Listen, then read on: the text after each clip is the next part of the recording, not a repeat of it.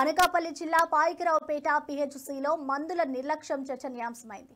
104 వాహనంలో తరలించాల్సిన మందులను పిహెచ్సి వద్ద శిథిల బిల్డింగ్ పక్కన విసిరేశారని ఆరోపణలు వచ్చాయి. చిన్న పిల్లలకు, వృద్ధులకు ఇచ్చే మందులు గడువు పూర్తి కాకముందే బయట పడేయడం స్థానికులను కలవరపరిచింది. దీనిపై వైద్యాధికారి వివరణ కోరగా బాధ్యత లేదన్న 104 సిబ్బందిని హెచ్చరించామని అన్నారు.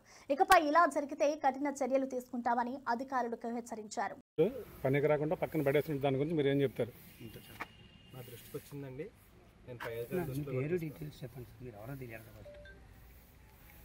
పనిచేస్తానండి. నా దృష్టికి వచ్చిందండి, ఇలా మెడికల్ మందులు ఇలా ఉన్నాయని చెప్పేసి ఆవరణలో ఉన్నాయని 104 సిబ్బంది వాళ్ళ మెడిసిన్స్ వాళ్ళ సెంటర్కి తీసుకెళ్ళడానికి డిస్ట్రిబ్యూట్ చేసుకోవడానికి తీసుకెళ్ళడానికి ఏర్పాటు చేసుకుంటున్నారు. నా దృష్టికి వచ్చింది. నేను ఇమీడియట్గా అది క్లియర్ చేయడానికి ఆదేశించాను. మరొకసారి ఈ విధంగా జరగకుండా జాగ్రత్తలు తీసుకుంటూ పైది గారి దృష్టిలో జరిగిన వేళ యాక్షన్ తీసుకురాలా.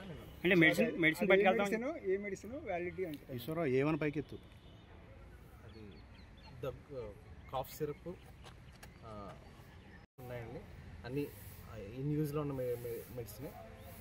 అది ప్రాపర్ యూటిలైజేషన్ కోసమనే సెంటర్స్ ట్రాన్స్ఫర్ చేయడం కోసమని పెట్టుకున్నారండి. అది అంటే ఏ ప్లేస్కి వెళ్ళాలి సార్? ఈ మెడిసిన్ మీరు మీ హాస్పిటల్ నుంచి ఏ ప్లేస్కి వెళ్ళాలి?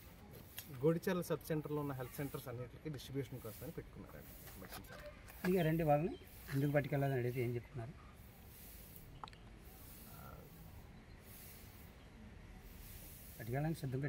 పట్టుకెళ్ళడానికి సిద్ధంగా ఉంచుకున్నారండి. తీసుకెళ్తారండి, తీసుకెళ్ళిపోతున్నారండి. అంటే కింద పడేసి మళ్ళీ మీరు రోగులకి ఎలా చెప్తారు? లేదండి, అలా పడేసి అలా ఏం లేదండి. పట్టుకెళ్ళడానికి ఒక రోజు లేట్ అవడంతో అది కొంచెం ఇదిగా ఉంది కానీ క్లియర్ చేసేస్తున్నారండి. అంటే అది గొడవ మెడిసిన్ కంటే దాచి గొడవ కాదు కదండి. అది చెత్త కింద గొడవ, పనిచేయని చెత్త అంటే పడిచిన గొడవ కదా అది. అందులో పర్టికులర్ మెడిసిన్ వాడి మెడిసిన్ అలాగే అందులో పడిచారండి మీరు?